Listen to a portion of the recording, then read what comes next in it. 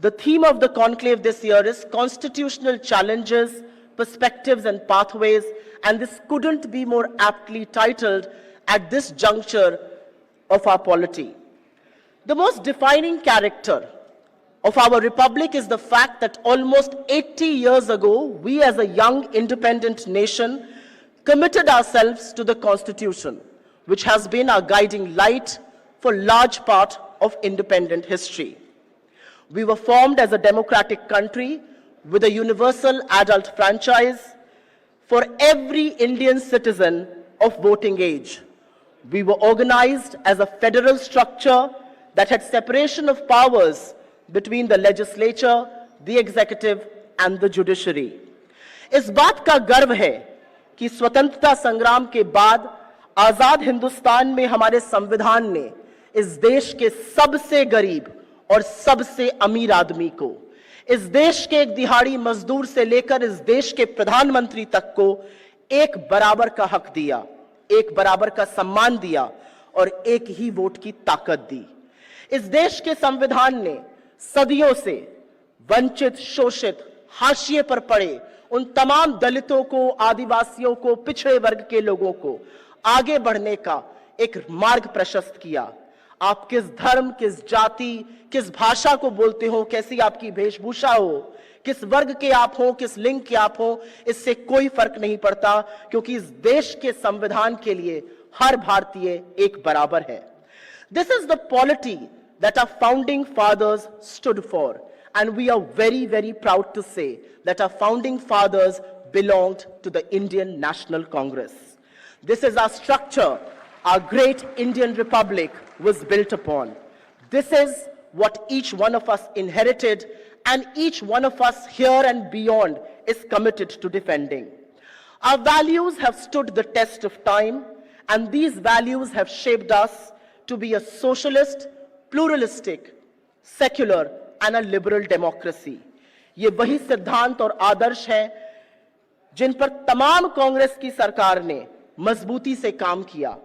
एक एक ईंट को जोड़कर 2004 से 14 के बीच में यूपीए की सरकार अधिकारों की क्रांति लाई, जिसमें मनरेगा, खाद्य सुरक्षा, सूचना का अधिकार, शिक्षा का अधिकार, स्वास्थ्य के अधिकार जैसे बड़े बड़े कानून शामिल हैं, और इन्हीं सब के चलते हुए 27 करोड़ लोगों को गरीबी से उबारा गया।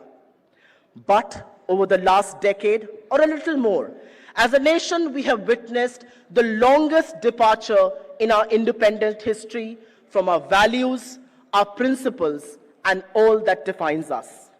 The secular fabric of our nation has been threatened. The Indian government has attacked the agrarian heart of our economy.